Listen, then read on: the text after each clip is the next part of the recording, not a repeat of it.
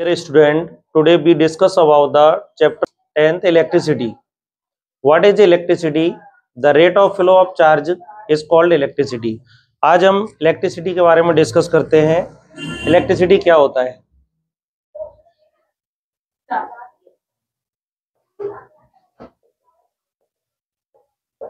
Electricity the rate of flow of charge. The rate of flow of charge is called electricity. Its SI unit is ampere. Its SI unit is ampere. The formula is I is equal to electric current I is equal to Q upon T, where Q is equal to flow of charge. T is equal to unit time. Where T is the unit time and Q is the flow of electric charge. So let's discuss electricity. किसी भी wire से electricity के पास होने को या ना unit time के साथ अपन इलेक्ट्रिसिटी कहते हैं। तो इलेक्ट्रिसिटी किसी भी इलेक्ट्रिक करंट जो होता है ऐसे material, the material which can easily flow of electric current, ऐसे मटेरियल जिनसे इलेक्ट्रिक करंट पास हो सकता है उन्हें अपन कंडक्टर कहते हैं। तो types of material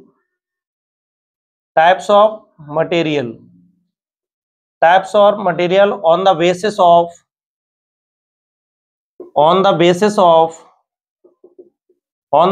of flow of electric current.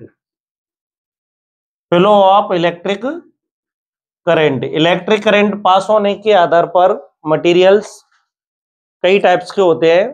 First है इनमें से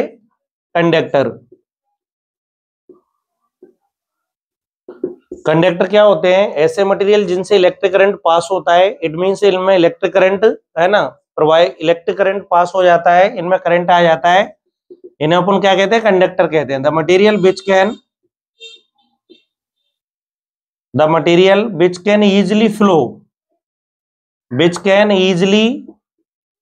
easily flow of electric current. ऐसे मटेरियल जिनसे इलेक्ट्रिक करंट पास हो जाता है, इनमें इलेक्ट्रिक करंट पास हो जाता है या विद्युत धारा प्रवाहित होने लगती है, उन मटेरियल को कंडक्टर कहते हैं, चालक कहते हैं। फॉर एग्जांपल आपका सिल्वर आयरन कॉपर ETC, इनके एग्जांपल हैं silver, copper and iron. Next इसका टाइप्स है इंसुलेटर। नेक्स्ट अपना मटेरियल में टाइप्स है इंसुलेटर। ऐसे मटेरियल जिनमें इलेक्ट्रिक करंट पास नहीं होता है या इनमें विद्युत धारा प्रवाहित नहीं होती है उन्हें अपन इंसुलेटर कहते हैं। The material which can not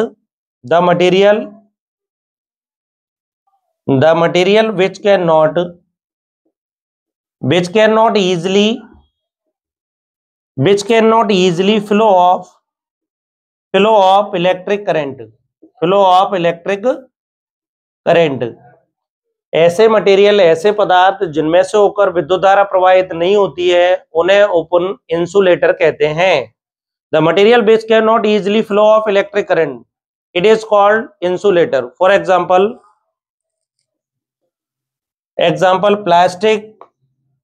plastic board ETC, इनके एग्जाम्पल है plastic and woods. Next type से इसका सेमीकंडक्टर। नेक्स्ट इसका फर्दर क्लासिफिकेशन है। नेक्स्ट टाइप है सेमीकंडक्टर ऐसे मटेरियल होते हैं जो मेटल और नॉन मेटल दोनों की तरह बिहेव करते हैं, उन्हें सेमीकंडक्टर कहा जाता है। The material which both behave like a metal and non metal. Example germanium and silicon. Germanium and silicon are the example of semiconductor. Next, next इसमें आगे बढ़ते हुए डिस्कशन करते हैं what is the circuit. Circuit क्या होता है? तो इस चैप्टर में सबसे पहले मैं रिपीट करता हूं इसको दोबारा। इलेक्ट्रिसिटी क्या होता है? The rate of flow of charge. किसी भी वायर से, किसी भी मटेरियल से करंट का, चार्ज का फ्लो होना इलेक्ट्रिक करंट कहलाता है। The rate of flow of charge is called electric current. Electric current का ऐसा यूनिट होता है एम्पियर, है ना। Its formula is I is equal to Q upon T, where Q is equal to flow of charge and T is equal to unit time. Electric current measured by the an instrument of ammeter. Electric current जो होता है ammeter instrument द्वारा major किया जाता है। Next इसमें discussion करते हैं, नेक्स्ट अपना आगे electric circuit.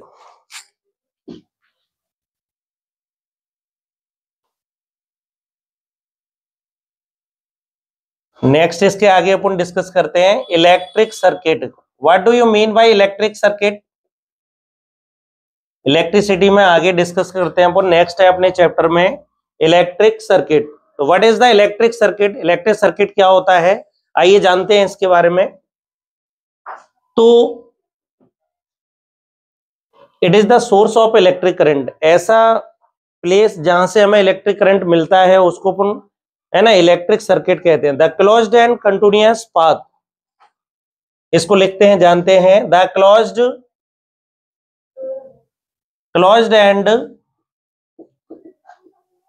And continuous path, the closed end continuous path through which flow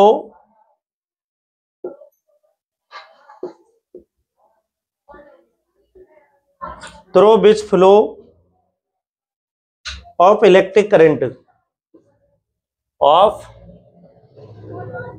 electric current. It means what do you mean by electric circuit? Electric circuit क्या होता है? The closed and continuous path, closed बंद और continuous path through which flow of electric current, जिस path से, जिस रास्ते से कंटिन्यूअस इलेक्ट्रिक करंट का फ्लो होता है उसको अपन इलेक्ट्रिक सर्किट कहते हैं। इसके अंतर्गत आते हैं आपके, है ना, स्विच हुआ, switch, plugs, switch, plugs and wire.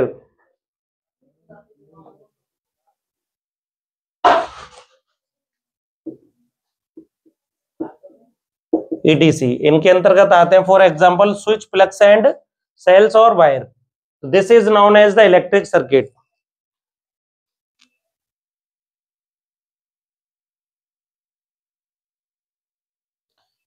Next अपन इसके आगे डिस्कस करते हैं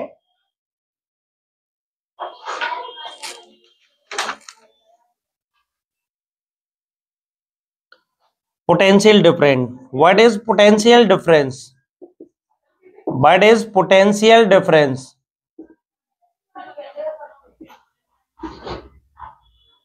potential difference, what is the potential difference? Potential difference क्या होता है? नेक्स्ट अपने कोर्स में है दिया है पोटेंशियल डिफरेंस, तो इसके बारे में डिस्कस करते हैं क्या होता है potential difference.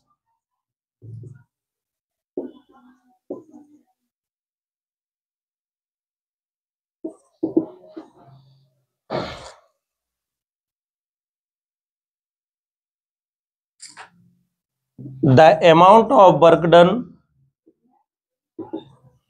the amount of work done W, the amount of work done W in moving a unit, moving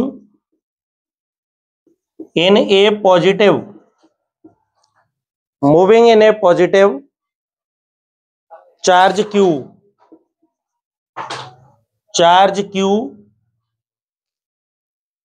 from one point to another, from one point to another,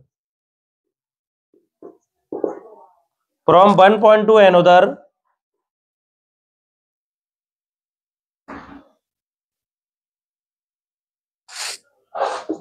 in electric field, in electric field. So let's again discuss about the potential difference. Potential difference, what is the potential difference? तो potential the amount of work done W in a moving a positive charge q from the point of one point to the another point in a electric field, माने किसी भी positive charge को, किसी भी unit charge को एक जगह से दूसरी जगह ले जाते हैं, तो उसमें जितना वर्क करना पड़ता है उसी को अपन पोटेंशियल डिफरेंस कहते हैं। तो इसको अपन डिनोटेड करते हैं V से। Its denoted by V। It is denoted by V। Potential difference को V से डिनोट करते हैं और इसका फॉर्मूला होता है potential difference B is equal to W upon Q। Potential difference का फॉर्मूला होता है V is equal to W upon Q। तो W is equal to work का एसआई यूनिट जूल होता है और Q का एसआई यूनिट एम्पियर होता है। इट मींस इसको अपन कहेंगे वोल्ट। तो SI unit of the potential difference is volt. SI unit of the potential difference is volt. अब potential difference is measured by the a device which is known as the potentiometer या volt meter. Voltage को, potential difference को अपन volt meter में measure करते हैं। है ना, ये इसके आगे ये अभी पढ़ा अपन ने पोटेंशियल डिफरेंस। इसके आगे नेक्स्ट चलते हैं।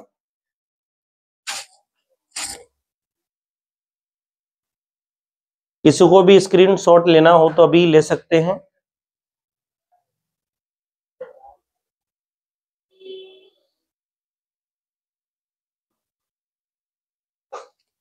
चल रहा है सही नहीं। इसके बाद नेक्स्ट डिस्कस करते हैं अपन इसी में अपने कोर्स में, सिलेबस में आगे बढ़ते हुए इलेक्ट्रिक करंट के बाद इलेक्ट्रिक सर्किट, उसके बाद पोटेंशियल डिफरेंस। नेक्स्ट अपन डिस्कस करते हैं ओम्स लॉ। तो what is the Ohm's law? Ohm's law क्या होता है इसके बारे में जानते हैं।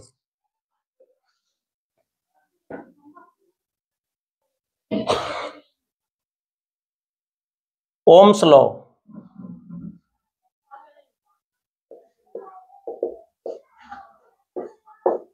तो be discuss about the Ohm's law. Ohm's law क्या होता है? तो this law was proposed in 1827 by German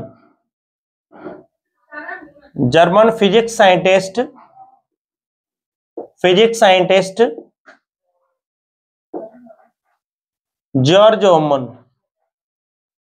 George Simon Ohm. यह रूल्स जर्मन के scientist physics scientist George Simon Ohm ने इस्टेब्लिश किया। किस सन में? 1827 में। इसके अकॉर्डिंग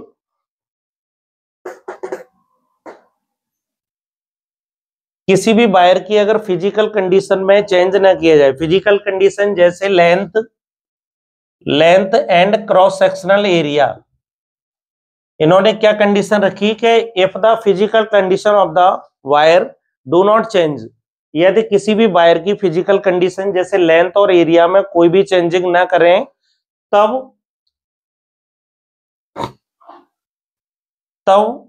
किसी भी वायर में फ्लो ऑफ इलेक्ट्रिक करंट, जब हम किसी वायर में करंट फ्लो करते हैं, इन्होंने क्या बताया कि किसी भी वायर में जब इलेक्ट्रिक करंट फ्लो करते हैं तो वायर के टर्मिनल पर वोल्टेज क्रिएट होता है। वायर के टर्मिनल पर वोल्टेज उत्पन्न होता है। ये वोल्टेज डायरेक्टली करंट के प्रोपोर्शनल होता है। तो इन्होंने बताया ओम्स के नियम के अनुसार किसी भी चालक तार में जब धारा प्रवाहित की जाती है तो उसके सिरों पर विभवांतर उत्पन्न होता है, विभवांतर भी उत्पन्न होता है। यह विभवांतर उसमें प्रवाहित होने वाली धारा I के समानुपाती होता है। इट मींस इसका मतलब क्या हुआ? V प्रोपोर्शनल I, इसको अपन बोलते हैं V proportional I। According to the Ohm's law, दोबारा से एक बार फिर डिस्कस करते हैं यह नियम ओम्स लॉ, यह नियम, this law is proposed by the German scientist George Simon Ohm in 1827। यह नियम फिजिक्स के साइंटिस्ट जॉर्ज साइमन ओम ने 1827 में इस्टेब्लिश किया। इनके अकॉर्डिंग इन्होंने कंडीशन रखा कि यदि किसी वायर की फिजिकल कंडीशन जैसे कि लेंथ और एरिया अगर ये दोनों चेंज न किए जाएं तो किसी भी वायर में जो करंट फ्लो होता है उस समय उनके टर्मिनल पर वोल्टेज क्रिएट होता है। तो ये वोल्टेज जो है वो डायरेक्टली करंट के प्रोपोर्शनल होता है। इसको अपन बोलते हैं V प्रोपोर्शनल I। यहां पर अपन प्रोपोर्शनल का साइन हटाएंगे तो V इक्वल टू हो जाएगा आपका V equal to IR। Proportional का साइन हटाएंगे तो यहां पर आएगा V equal to IR, where R is the constant, where R is the constant.